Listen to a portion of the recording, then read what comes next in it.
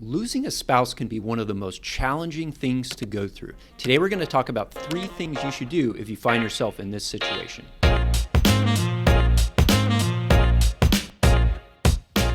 Hey there, it's Anthony and Alex from One Degree Advisors. And if you're new here, we're certified financial planners that help families with all things investments, tax, and retirement.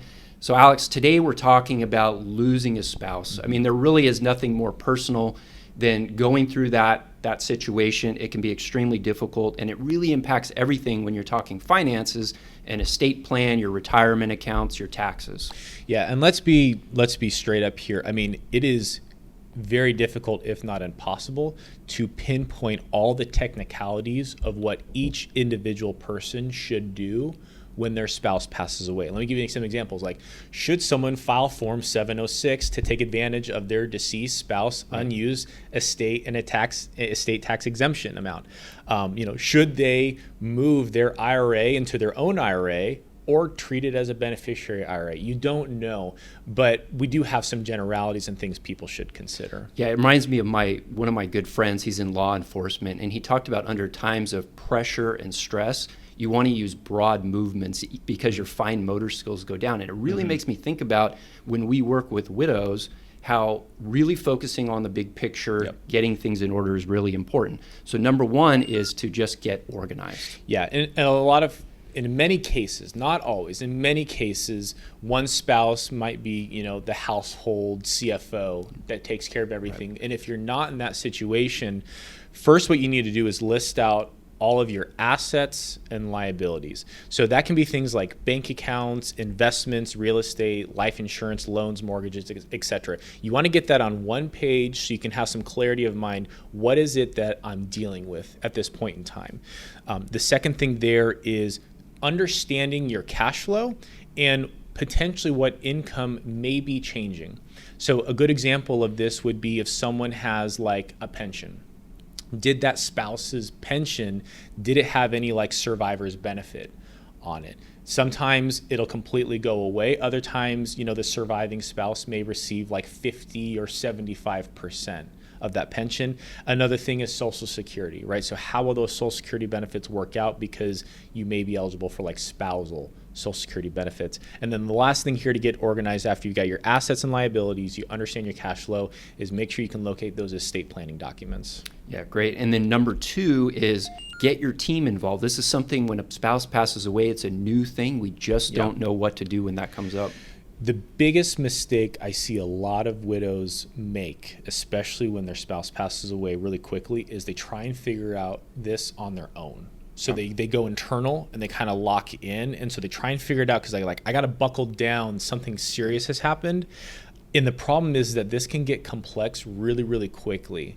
And so unless you know exactly what you're doing, I mean, it is very easy to make some serious mistakes. No fault to you. It's just these things can get complicated really quick.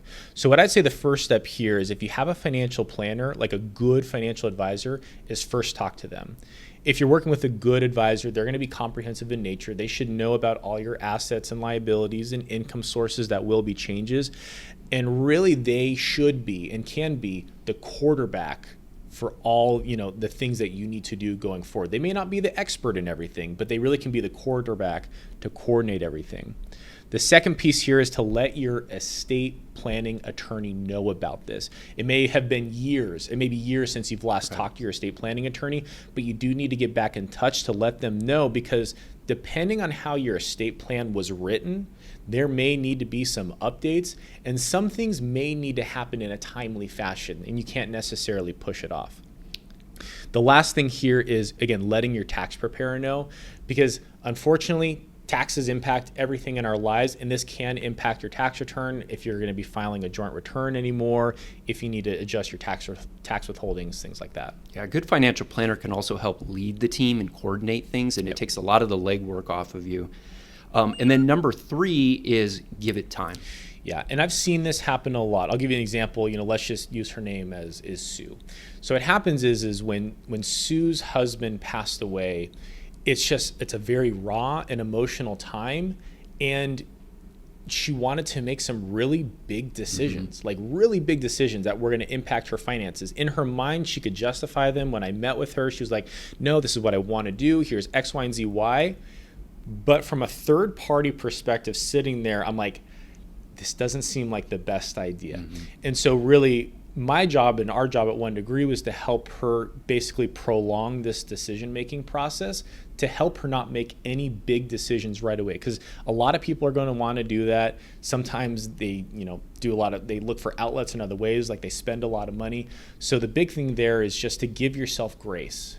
Give yourself some time in this grieving process. It's going to take time.